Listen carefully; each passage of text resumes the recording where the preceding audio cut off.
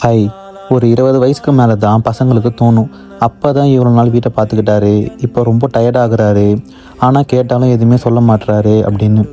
சரி, ஓகே, நம்மளாம் ஏதாச்சும் செய்வோம்னு முதல் மாதம் குடும்பத்துக்காக கஷ்டப்பட்டு எல்லாத்தையும் ஓடி ஆடி செய்யும்போது அவ்வளோ சந்தோஷமாக இருக்கும். அப்போ தான் லேசாக வயிறு கூசும், வெளியே சொல்ல முடியாத ஒரு பயம் கதவை தட்டி பார்க்கும்.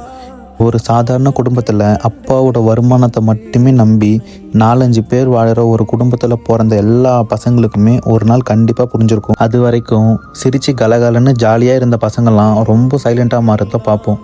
இது எவ்வளோ அழகான வாழ்க்கை மாற்றம் தெரியுமா?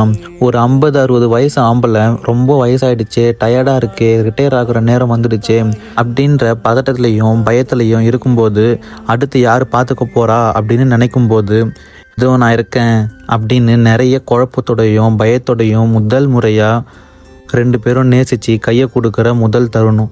இவ்வளவு நாள் நமக்கு தேவையாக இருந்த வீட்டுக்கு நம்ம தேவைப்படுற அந்த தருணம்.